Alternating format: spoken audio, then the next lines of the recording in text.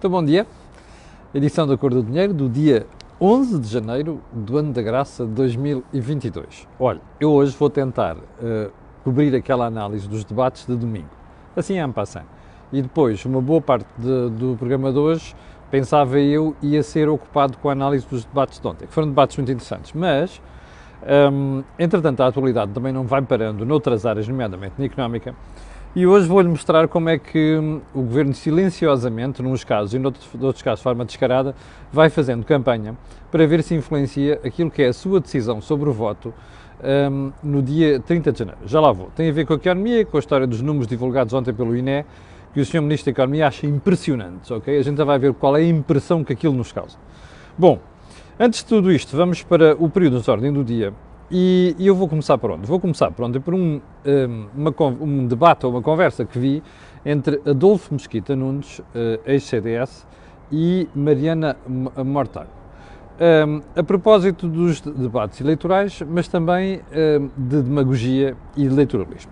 E a certa altura da conversa, Mariana Mortágua, ao referir-se à análise do Banco Espírito Santo e depois a sua posterior privatização, na conversa com o Adolfo Mesquita Nunes, tem uma tirada deste género. O facto de o BES ser um banco privado, o BES, o Banco Espírito Santo, portanto, antes da intervenção, antes da resolução, favoreceu a corrupção. Eu suspeito que a Mariana Mortágua não lê jornais. É só a Mariana Mortágua fazer um Googlezito, dizer assim, casos de corrupção em Portugal. E ela vai perceber que a corrupção não escolhe setores, privado ou público. Mas convinha que alguém lembrasse à menina Mortágua que esta corrupção, a que ela chamou, no caso do BES, praticada pelo presidente do BES e do Grupo Espírito Santo, em concubinato com quem? Com o Estado, não é? Porque tudo isto surgiu de um modelo económico, o Jorge Marrão e o Joaquim Aguiar costumam analisar isto com muito detalhe, ok? Um modelo de negócio errado para o crescimento da economia, que é este concubinato entre o Estado e os privados, as empresas. É bom não esquecer isto. E é bom que a menina Mortágua não se esqueça quem é que esteve à frente desta brincadeira. Chamava-se José Sócrates. Bom, mas mais, porque a uma certa altura, quando ela começa a fazer o discurso da presença da família Espírito Santo na economia portuguesa antes do 25 de Abril, acabou a dizer que ele mostrava que o mercado não funcionava porque a família tinha uma posição dominante. Bom, que nós já sabemos que o Dr. Salazar e a Primavera Marcelista favoreceram certos grupos é uma coisa. Mas era bom também lembrar que isso não é mercado, não é? Mercado é quando o Estado cria instituições que regulam, disciplinam as regras, permitem o mercado funcionar. Ora, isso é o que nós temos hoje em dia. Portanto, é assim, que nos queiram manipular, eu percebo. Agora, que nos queiram pôr uma tala à frente dos olhos, recomendo à menina Mortágua que faça isso aos incautos, nomeadamente àqueles que são seus fiéis seguidores. Já agora, ainda reportando-me essa conversa, Mariana Mortágua, a uma certa altura, diz assim, a privatização do Banco Espírito Santo, ou seja, do novo banco, foi um desastre. Espera aí. A menina Mortágua caiu, olha, vem ali uma nave a chegar aqui neste momento, proveniente de Marte, e ela aterrou em Portugal. Foi isto. Que eu me lembre, a menina Mortágua fazia parte do grupo parlamentar do Bloco de Esquerda em novembro de 2017. E eu não vi nem a menina Mortágua, nem a menina Martins, que está acima dela, chumbarem o governo, derrubarem o governo, pela forma vergonhosa como venderam o novo banco. Não vi a menina Mortágua, além de uns arrufos como Ministro das Finanças da altura, Mário Centeno, tomar uma posição de força a dizer assim, se vocês privatizam o banco desta maneira, nós derrubamos o governo. Pois é. este esforço dos últimos 2 meses para limparem a imagem e dizerem vamos começar de novo, não tivemos nada a ver com isto, não passa. Nós sabemos o que é que a menina Mortágua e a menina Martins e o Papa Francisco fizeram, que está no Vaticano, ou que está no Conselho Consultivo do Banco de Portugal, o Papa Francisco fizeram nos últimos 5 anos. Dormiram com o PS, ok? Não me vou cansar de lembrar isso aqui. Dormiram com o PS. Portanto, todos os problemas que nós temos nos últimos 6 anos em Portugal de governação são atribuíveis também ao Bloco de Esquerda, ok? Eu não tenho memória curta e, além do mais, para os que têm, recomendo o dicionário Google, ok? Googlezito, dá para muita coisa. Bom, vamos então ao programa de hoje. Como você sabe, está em curso mais uma demonstração de incompetência da classe política portuguesa. E eu digo a classe política portuguesa porque isto é um problema do Parlamento e é um problema do Governo. Vamos ver se a gente entende. Nós temos uma pandemia com restrições em Portugal desde março de 2020. Nós estamos em janeiro de 2022, quase a fazer 2 anos.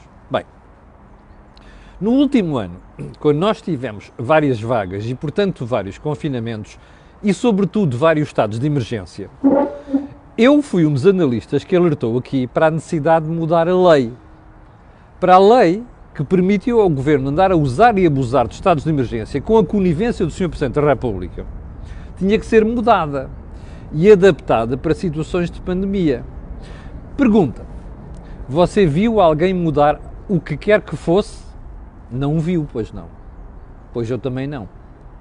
E a verdade é que agora chegamos às eleições com um arremedozinho de quinta vaga, que é um arremedozinho, e você tem toda a classe política, ó tio, como é que a gente vai fazer no dia 30? Porque nós corremos o risco de ter um mínimo de 400 mil isolados e um máximo de 1.200.000.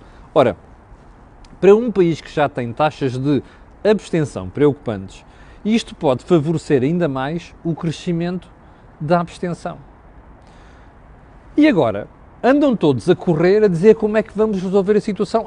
E não sei quantos o voto antecipado. Expliquem-me só quantas pessoas é que se dedicam a votar antecipadamente. E não sei quantos, se calhar é melhor libertar, dar ordem de soltura naquele dia. Primeiro era o dia inteiro, depois é uma parte do dia aos isolados para poderem ir votar. E agora a questão é, mas espera aí, mas depois quem vai votar também depois faz um desvio, vai ao café, toma uma bejeca, não é? Ou então uma jola, se você quiser, ou então um cimbalino, para falar à moda dos nossos amigos do Porto. Não há problema nenhum. Pois, se calhar é melhor pensarmos noutra solução. Então, a solução que anda a ser discutida é, deixem-me arranjar um horário especial, que é para os leprosos, entre aspas, irem votar. Percebeu isto? Mas espera aí. Não, se calhar é melhor arranjar mesas de votos específicas ou secções de votos específicas para os leprosos irem votar. Desculpa lá. Você acha que isto é de uma democracia adulta? Isto é de gente que passa a vida a discutir questões de lana caprina, ajudados por uma boa parte da comunicação social, que só discute questões de lana caprina e depois deixamos os verdadeiros problemas por resolver. Está a perceber? Bom, e agora, entretanto, já metem os associações de municípios, eu não sei das quantas, e anda tudo às aranhas. Isto, meus e queridos amigos, é Portugal no século XXI. Não se planeia uma única coisinha, uniquinho, percebe? Prefiro não utilizar a expressão do Dr. Eduardo Catroga, célebre aqui há uns anos na campanha eleitoral. Nem uma porcaria pequenininha se planeia. Isto é tudo a correr decidir em cima do joelho e a correr atrás do prejuízo. Bom, aliás, como você viu ontem, a senhora Ministra Van Dunen já admitia que pudesse haver um horário diferenciado. Entretanto, já sabemos, acho que é a manchete de hoje do Jornal de Notícias, que diz que os autarcas propõem mesas de voto só para infectados e regime drive-thru. Enfim, andamos aqui a correr atrás do prejuízo. Bom, vamos seguir para bem. Então vamos lá às magníficas aos magníficos feitos do governo. Ontem, o INE divulgou os números do terceiro trimestre do ano passado. E então, o ministro Cisa Vieira enviou um comunicadozinho, ministro da Economia, para as redações, onde se mostra impressionado com o desempenho da economia. E essa impressão, quando eu vi aquilo, porque portanto tinha notícia no meu jornal, no Jornal de Negócios, eu olho para aquilo e digo assim, espera aí, mas o Pedro Cisa Vieira está a fazer um elogio à Irlanda? Assim, passou-me de repente pela cabeça, espera aí, impressionante. Epá, só pode estar a falar da Irlanda, sei lá, ou da República Checa, ou outro lado qualquer. Não, estava mesmo a falar de Portugal. Bom, então o que é que impressionou o Sr. Ministro da Economia? Eu vou-lhe dizer, que é para não haver aqui qualquer dúvida, até citando os números do INE, deixe-me lá dizer. Bom, então é assim, o INE reportou uma subida de 15,7% das exportações, um ritmo que supera de muito os 2,8% de outubro. Curioso é que também reportou uma subida de 32,3% das importações, que por acaso também supera o valor de outubro, que era de 17,5%. Estamos a falar do quarto trimestre, não estamos a falar do terceiro, como eu disse há bocadinho, peço desculpa. Já houve alguém aqui que me alertou que eu disse terceiro trimestre e peço desculpa. Bom, primeiro ponto, estes números não estão dessazonalizados. O que é que isso quer dizer? Isto não desconta o aumento brutal de preços que tem registrado nos últimos meses. Bom, mas já agora, para você ver como é que elas mordem, não é? E porque é que de vez em quando as pessoas deviam ter um bocadinho de juízo e não fazer estas figuras, eu vou-lhe mostrar aquilo que é a manchete aliás, uma das manchetes do Diário Notícias de hoje. E ficam os meus parabéns ao Diário Notícias. Porque como você vê aqui neste fundo azul, ali onde estão os contentores, as exportações recuperaram, é verdade, mas, primeiro ponto, já agora deixa-me mostrar-lhe, cá está, o DN. Bom, as exportações recuperam, mas pouco. Atenção a este ponto. Déficit comercial volta a níveis pré-troika.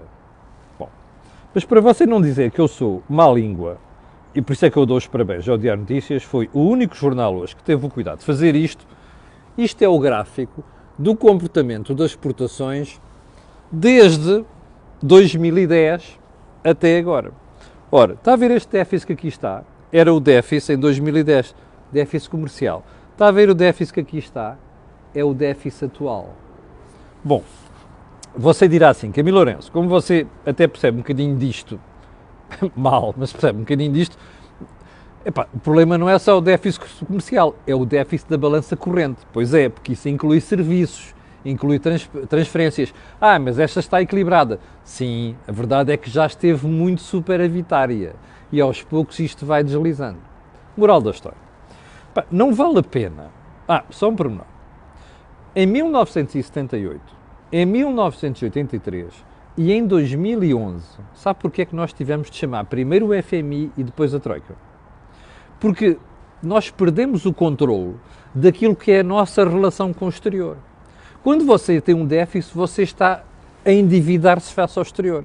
Porque não pode deixar de comer, certo? Para pagar as importações. Bom, é por isso que este indicador tem que ser olhado com cuidado.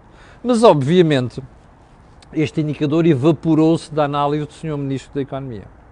Porque, como quem você sabe, por quem eu tenho estima pessoal. Bom, não vale a pena fazermos estas figuras. Eu sei que nós estamos a escassas semanas das eleições, dá jeito de dourar a pílula, dá jeito de ocultar as coisas, mas a realidade é o que é. Já agora, para a gente não se descuidar, olha, vou-lhe mostrar mais uma manchete. Esta, perdoa-me a imodéstia, mas é do meu jornal, do Jornal de Negócios. E diz assim: o Tesouro terá de subir o prémio para manter a dívida atrativa. Eu não sei se você tem estado a acompanhar o comportamento das taxas de juros nos mercados. Apesar da insensatez do BCE, continua a tirar dinheiro para a economia. Ok? Então o que é que isto quer dizer? As taxas estão com tendência a subir ligeiramente. O que o Jornal de Negócios está a dizer é que o Tesouro vai ter de subir aquilo que é a remuneração que vai pagar para poder captar dinheiro dos investidores. O mesmo é dizer, o custo de financiamento já está a subir. O mesmo é dizer, a dívida, o custo da dívida está a subir. E só um pormenor para você não se descuidar. Quando o custo da dívida sobe para o Estado, sobe para as empresas e, adivinhou, para si. Está a ver o problema que nós temos em mãos? Destes problemas não se fala. A gente vai cantando estas coisinhas que dão um jeito para ganhar eleições no dia 30 de janeiro. Certo? Esteja atento. Já agora uma coisa, não esqueça que você é que pôs esta maltinha lá e os disparates têm sempre um pai.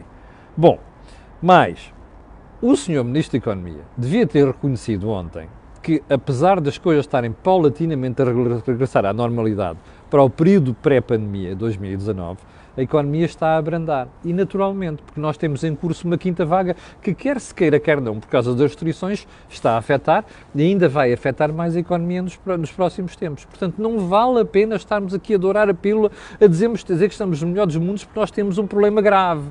Já agora, só mais um pormenor. O outro problema grave que nós temos é que a dívida está muito acima daquela que o Passos Coelho deixou. Se calhar a culpa ainda é do Passos, digo eu. Pronto. Vamos continuar para mim. Bem, ontem soubemos também que Ricardo Salgado foi condenado a mais uma pena. Neste caso, uma multa por parte da CMVM. Sabe quanto é essa multa? 1 milhão de euros. Você vai ver um dia destes que o rapaz não tem dinheiro para pagar nenhuma destas multas que anda a ser condenado. Mas uma coisa é certa, sabe porque a pena é pesada? Mas sabe porque é que Ricardo Salgado foi condenado? Porque isto tem a ver com o aumento de capital do BESA, que era o banco que o Grupo Espírito Santo tinha em Angola. E a acusação aqui é Ricardo Salgado e outros elementos da administração do BES mentiram aos investidores. Era bom que estas decisões fossem compreendidas pela população em geral, mas também particularmente pelos lesados, porque quando alguém mente a alguém e faz um negócio ruinoso, estas coisas dirimem-se no tribunal. Não se dirimem no bolso dos contribuintes, ok? Já agora, maltinha de lesados do BES vão dirimir estas questões no tribunal. Não nos continuam a pedir a nós, contribuintes, para pagar aquilo que foi o descuido que tiveram quando eram investidores. Só um pormenor. Bem, eu vou deixar a história da União Europeia do nuclear para outro dia, porque isto aqui envolve os nossos subsídios, mas é preciso falar no assunto. Mas já agora, não sei se reparou ontem, mas ontem entrou em vigor o aumento das pensões. Repare, nós estamos em regime de duodécimos e o Governo está a gastar por conta, está a dizer assim, bem, vamos aumentar as pensões agora, lá está, o dia 30 de janeiro é um dia mágico, não é? Convém estarmos atentos a isso. E então qual é a nossa preocupação? Olha, é muito simples, vamos fazer um aumentozinho já, mas o normal, o extraordinário, aquele de 10 euros não pode ser feito. Mas o que é que o Governo está a fazer aqui? Utilizar os duodécimos, o dinheiro de abril, maio, junho, para fazer aumentos de pensões neste momento. A jogadinha é, vamos chegar a uma altura, quando houver orçamento, depois corrigimos tudo isto. Bom, isto além de ser uma má gestão orçamental do país, é um eleitoralismo barato e vergonhoso. Se calhar convinha que a rapaziada da oposição estivesse atenta a estas coisas, para as ir denunciando. Já agora, o que eu denunciei atrás sobre a história toda do eleitoralismo do Sr. Ministro da Economia, parece que a malta da oposição anda distraída, anda preocupada com prisões perpétuas e coisas do género. Só mais um pormenor, não sei se você tem reparado, mas nos debates, finalmente a malta começou a discutir matérias que interessam. Vamos ver isto a seguir. Mas, como já reparou também, os próprios moderadores parece que andam a ouvir os críticos cá fora. Não são nas televisões, que eles nas televisões não dizem porra nenhuma disto, está a perceber? E não é apenas a Cor do Dinheiro que diz, há outras pessoas a dizerem esta brincadeira, a chamarem a atenção para os moderadores. É que os moderadores já começaram a pegar, vá lá ver os debates, já começaram a pegar em alguns dos temas que nós vamos falando aqui. Pelo menos a nós e outras pessoas. Valha-nos isso.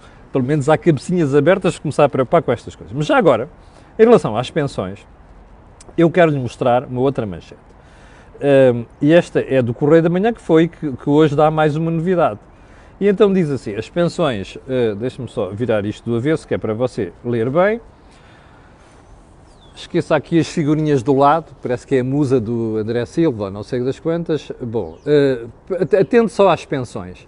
Pensões até 710 euros estão livres de IRS. Bom, olhando melhor para isto, diz assim: as reformas pagas em janeiro com aumento e novas tabelas de retenção do imposto.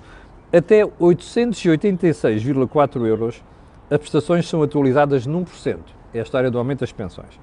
Aposentados que recebam mais de 5.318 euros têm os valores congelados. Bom, há uma pergunta que tenho para lhe fazer. É óbvio que a gente compreende que os rendimentos mais baixos vão ficando isentos de IRS. Mas você sabe também que na economia não há almoços grátis, não sabe? Não, não é só na economia capitalista. Na economia socialista também não há almoços grátis. Bom, uma perguntinha de algibeira. Sabe quem é que paga os almoços grátis? Não são? Não sabe? Adivinhou? Você. Ou seja, para nós termos progressivamente rendimentos aqui mais em baixo, isentos de IRS, é preciso ir buscar o dinheiro a algum lado. Porque a despesa do Estado continua elevadíssima. Para 2022 vão ser, está sentado, 100 mil milhões de euros. Ouviu bem? 100 mil milhões de euros de despesa. Portanto, alguém vai ter que pagar esta marmelada. Chama-se você, que está no ativo e tem salários acima disto. E, portanto, quanto mais estas... É bom tomarmos nota disto. Quanto mais isto for acontecendo, mais se paga cá em cima. Esquece? Ok? Não se esqueça disso. Bom, vamos lá seguir para mim. Vamos para os debates. Então, ontem houve 3. Primeiro, eu já vou aos debates de domingo, que não analisei ontem. Isto é uma análise muito sumária. Ontem houve 3. Inês Sousa Real versus Catarina Martins. Primeiro ponto. Inês Sousa Real entrou a pé juntos. Quis encostar Catarina à crise orçamental. Mas até conseguiu. Aliás, o que é de inteira justiça, porque a Catarina e o Jerónimo são os responsáveis pela queda do governo e pelo caso do chumbo do orçamento, certo? Conseguiu fazer isto. O problema é que Catarina Martins esteve muito bem numa parte do debate. Porquê? Porque se atirou à taxa agropecuária, que é um fetiche da Inês Sousa Real, como você sabe, já tinha sido criticada pelo Chicão com sucesso, e Catarina Martins, alguém do staff dela, percebeu, disse, olha, peguem naquela brincadeira e atira à cara da senhora. E atirou muito bem. A Inês Sousa Real foi acusada pela Catarina Martins de ter ali uma espécie de fábrica de impostos, que é uma coisa que o Chicão depois acabou por dizer no outro debate do Rui Tavares, e com toda a razão. É que as pessoas esquecem-se. E eu já lhe disse isto aqui. O partido, o Bloco, é o partido que subiu mais impostos até hoje em Portugal e que fez defesa de mais impostos em Portugal, desde que começou a dormir com o PS. Bom, é bom que alguém lembre à Catarina que não é só o PAN autor destas brincadeiras de taxa aqui, taxa ali, imposto ali. É que as pessoas não se podem esquecer de uma coisa. Quando sobe o imposto, sabe quem é que paga? É você. A malta diz, sobe-se às empresas. Não, porque as empresas depois repercutem isto, ou nos serviços ou nos bens que vendem. Portanto, está a ver o problema. Esta malta, estes tipos são fábricas de impostos. O PAN, o LIVRE, o PS, e até uma parte da direita, o Bloco de Esquerda, são tudo fábricas de impostos. Bom, segundo debate. Rui Rio, João Coutinho de Figueiredo. Sabe como é que eu resumi o debate? Resumo o debate a isto. Parecia que estavam a negociar um governo já. Parecia que já ocorreu eleições. Rui Rio muito cordato com Coutinho de Figueiredo. Há divergências na fiscalidade, há divergências na saúde, há divergências na educação, a forma como estrutura isto. E eu confesso que ontem, pela primeira vez, vi o Coutinho de Figueiredo deixar o seu ar sobranceiro, de que estilo, eu tenho esta proposta, já falei nela, não preciso de explicar. E ontem, infelizmente, desceu à realidade e conseguiu explicar minimamente como é que funciona a flat tax. E ontem, nesse aspecto, Coutinho de Figueiredo fez um bom serviço ao país. Algumas das coisas que nós vimos alertando aqui, nós e outras pessoas, felizmente, nas redes sociais e noutros sítios e nos artigos de opinião, começam finalmente a ser ouvidos pelos intervenientes nos debates e pelos moderadores. Coutinho de Figueiredo ontem fez um bom trabalho a explicar aquilo que é o funcionamento de uma flat tax, sobretudo dizer assim, não, isto não é para se fazer uma transição rápida, é por etapas. Portanto, aquela treta de que vamos perder muita receita, aliás, já reparou, o argumento da esquerda, vamos perder receita. A grande preocupação deles é perder receita. Você nunca os ouviu dizer, vamos reduzir a despesa. Bom, mas como eu digo, aquilo foi um encontro de amigos, parecia que já estavam a negociar o governo, que já tinham sido eleitos. Bom, terceiro debate. Chicão versus Rui Tavares. Rui Tavares esteve bem, Chicão, em minha opinião, esteve ainda melhor. Aliás, eu acho que o Francisco Rodrigues dos Santos ganhou muito nos últimos debates quando reduziu o nível de decibéis e aquele ar de eu vou-te com uma setinha andar a picar a toda hora e começar a utilizar argumentos racionais. Aliás, aproveito para dizer aqui e fazer a devida vénia, eu acho que o Rodrigues Santos tem sido a surpresa dos debates. Porque ele não perde nenhum dos pontos que lhe estão a tirar a cara. Ontem o Rui Tavares tentou atirar-lhe, você quer acabar com a Comissão de Proteção não sei quantos, e depois quando o Chicão disse assim, mas você quer acabar com a disciplina da região e moral, já não era a mesma lógica. Ou seja, Rui Tavares está ali para defender uma visão socialista, marxista da economia e da sociedade. Ponto final. Bom, Chicão conseguiu defender-se daquilo tudo. Agora, uma coisa é certa, eu tenho pena que tenham perdido demasiado tempo com porcarias. Nomeadamente aquela história do, olha, a parte ideológica, a pancada sobre a história, não sei quantos. Bom, ainda para mais que neste aspecto, Chicão conseguiu espetar uma farca em Rui Tavares quando disse vocês defendem o joacinismo. Não sei se vocês já reparou, mas uma parte desta esquerda passa a vida, esquerda oco, passa a vida ali com conversas sobre revisionismos históricos e devolve isto e as colónias isto e aquilo. Não sabem o que é história. Já agora, um convite ao Rui Tavares. Vá berrar com os romanos, pá. Também andaram aqui a colonizar. Já agora, vá ali aos franceses e peça as obras de arte que eles pilharam quando foi das invenções francesas, das invasões francesas. Um conselho ao Rui Tavares. Já queremos entrar no revisionismo, vamos entrar para o revisionismo para trás. Bom, agora, muito rapidamente, os dois debates de domingo. Rui Tavares versus Inês Sousa Real, percebemos uma coisa, o PAN vai com todos. Ou seja, o PAN é um partido que diz que está disposto a fazer acordos com o Partido Socialista para ser governo e está disposto a fazer acordos com o PSD. Bom, eu não me esqueço de uma coisa, a Inês Sousa Real foi a maior defensora do governo nos últimos tempos, do Partido Socialista. E não me esqueço de uma coisa, a Inês Sousa Real foi a defensora, ficou muito incomodada com a queda do governo. A Inês Sousa Real, eu não quero ver a direita envolvida com esta senhora e com o PAN. Porque aquela cambada de mentiras que o PAN prega, percebe? Não quero ver nenhuma desta gente no governo, pessoalmente. Segundo debate, Coutinho Figueiredo e André Ventura. Coutinho Figueiredo foi às pernas de André Ventura. E aquilo não foi um debate digno de se ver. Ainda bem que vimos ontem um debate mais racional e um debate onde discutimos ideias, porque conseguiu passar uma imagem diferente das coisas que a Iniciativa Liberal propõe do que foram aquelas que propuseram daquilo que aconteceu no debate de domingo. Bom, chegamos ao final do programa de hoje. Eu esqueci-me de dizer, recordar apenas que este canal tem uma parceria com a Prozis e, portanto, quando você for ao site fazer compras, na saída escreve lá Camilo e tem um desconto de 10%. Bem, chegamos ao final do programa de hoje. Quero lembrar que hoje não há Think Tank. O Think Tank vai ter lugar amanhã pelas 18 horas e você já sabe que, não se esqueça, o dia D já lá está também. É uma boa análise do Vasco Rato e do Rui Ramos. E quanto a nós, também sabe que amanhã, às 8 da manhã, eu estarei aqui para lhe atazanar os juízos. Fique bem, tenha um grande dia e para o final fica o pedido sempre de colocar um gosto e fazer partilha nas redes sociais, já sabe porquê. Aquilo que houve aqui, não houve em mais lado nenhum. O meu agradecimento às 8.000 pessoas que estavam em direto. Até amanhã às 8.